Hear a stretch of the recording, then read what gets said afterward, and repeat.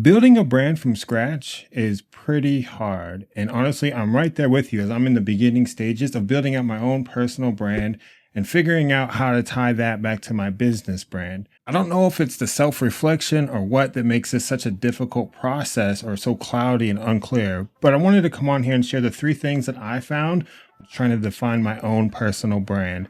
These three things that really help me gain some clarity or at least a really good direction to where I wanted things to go. So as a disclosure, before we get into this, I want to say up front that I believe that brands are ever evolving, that one is never really ever complete. So what you're about to see today may not be a full brand strategy, but in my head, these are the things that really helped point me in the right direction and really help me kind of get out of my own way so I can continue to move forward. So first, I wanted to share the brand definition is found on Wikipedia. Personal branding is a conscious and intentional effort to create and influence public perception of an individual by positioning them as an authority in their industry, elevating their credibility, and differentiating themselves from the competition to ultimately advance their career, widen their circle of influence, and have a larger impact. Now, that's definitely a mouthful from Wikipedia. So let's kind of boil that down first. So how I've been looking at brands, well, there's two definitions, and some of you may not like this, but if you're over 35, I think a brand reputation, or at least how you can define it, is your reputation, right? Now, if you're under 35, we'll just say these are your vibes, right? Your brand is the vibes or the energy that you're giving off. Now that might be overly simplified, but it really did help me wrap my head around what an actual brand was. You know, we are very aware of, branding with businesses, right? I could show you a picture of golden arches and you're automatically going to connect that with McDonald's. I could show you a picture of a swoosh and you're automatically going to connect that with Nike. Personal branding is a little bit different. A lot of people will say that the brand is that niche that you're in and then something else. For example, I'm a real estate investor, specifically apartments and things like that. So if we were to use that strategy, I would be a multifamily investor plus something that I like or something that I do that would be my brand. And honestly, that wasn't good enough for me. That didn't really get me anywhere. So the first thing that really helped me define my own personal brand was doing this exercise where I listed out commonly used words, right? Or words that I want to incorporate into my vocabulary more consistently. I don't know why this helped so much, right? But words, there's so much power in words. And if I'm going to be consistently saying these phrases or these words, that's going to be a big part of who I am. And ultimately, this is kind of like your values, but in a spoken form. So what I have for me personally is consistent, doable, attainable, possible, and bold. Right now, remember, I am in the real estate space, right? Like I want people to trust their hard-earned money with me to invest in multifamily apartments and things of that nature, right? So I need to use these words, right? Consistent, doable. So investing may seem like something that's only for the rich and the 1%, but actually it's very doable. It's attainable and it's possible. These are all very common words now that I'm looking at it. And then bold, right? Like I'm here right now making this video and I maybe don't feel like I'm 100% there, but I'm taking the chance of putting this stuff out there to document my journey because I need to step out of my comfort zones, right? Now, bold in this scenario, I mean, if I'm at a party and there's a dance circle, does that mean I need to hop in that dance circle? Ooh, maybe if I had a few drinks, right? But yeah, that's me. Commonly used words. Try it out. Just jot some things down.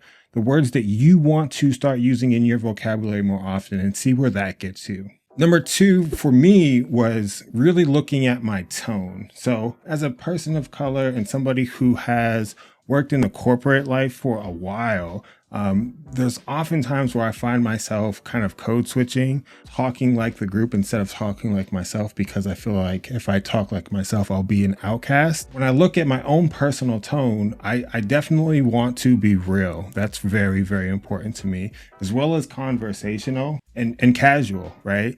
I have a shirt and tie, I have suits, but I don't wear them a lot, right? Like this is me 98% of the time. And I think I speak, right? Because that's a big part of what I'll be doing, is really high up on the list when it comes to brand definition. The words used, right? Like they kind of are value E, but not value E. And now we have the tone, right? So I want to be casual. So the third thing that kind of helped pull everything together was vibes, right?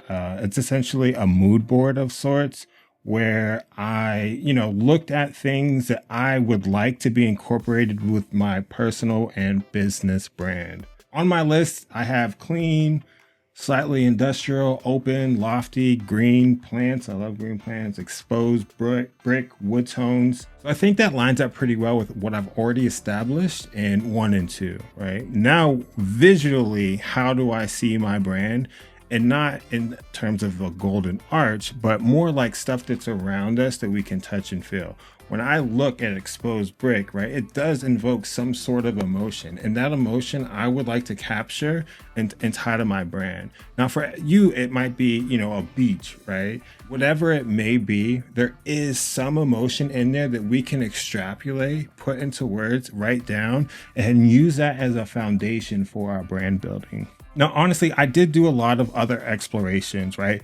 I have values defined, have customer demographics, exactly who I'm speaking to.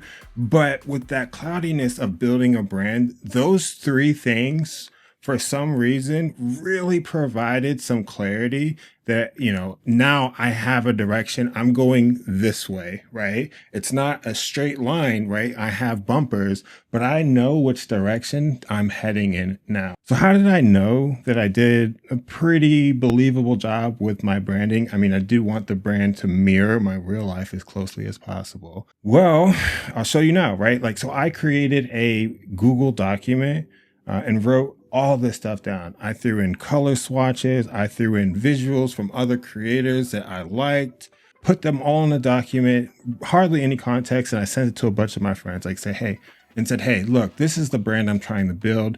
Does this make sense? Does it align to who you think I already am? And do you think the things that you don't believe I am, I can attain or I can reach someday, right? And I got a lot of feedback back from them, right? And luckily it was mostly positive. So I'm really happy about that. So the things that really didn't help me, we have the values, right? Like writing down your values is something I've seen so many times, but they just seem like, I'm not going to say they seem like words because they are more than words, but clearing up this fogginess of what my brand would be, those values didn't help a terrible amount. Slogans, I wasn't loving it. Get it? McDonald's. I do think there is a good use case for slogans, right? Like my friends over at Bright Peak Capital, they have, Reach Your Summit. And that for them is so perfect, right? Like when I think of, honestly, they're doing a great job. Where I see mountains or, hiking, I always think of them because that is their brand. I also struggled with what sets me apart, how, the where. I think all of that is good to have, but in the beginning stages, I don't have a lot of direction there. And honestly, I don't think I need it. I think that will come with time. Whether I figure it out or the audience that I am in front of tells me, and I don't think you should worry about it either. I think, just getting this foundation of the direction of your brand is just super powerful. And if your foundation is strong, you can build a massive house or a small house. You can build something great on top of it. And that's exactly what I plan to do. I'm not done yet, right? I still have a lot of work to do, but those 3 things honestly help define where I'm going. Next up, for me at least, I need to redesign my website. I need to, make sure that my socials kind of match the vibes that I want to put out. And everything in those lines, I'll work on documenting what I'm doing and how I'm doing it and how you can follow along if you'd like. So if you're feeling overwhelmed with this whole brand building process, just know it's so possible. You can do it. Take risks. Nothing is permanent. We can undo whatever, but just get out there and start doing it. Oh, and I need to figure out B-roll because I don't know what the hell to do in B-roll, right? Just a bunch of clips of me getting in and out of a car or something. Who knows? But anyways, I hope this video was helpful for you guys. If it was, drop a comment, share what's going on with your brand, right? Love to hear it, and like the video, all that fun stuff. Again, thank you for your time, and we'll see you next time. See ya.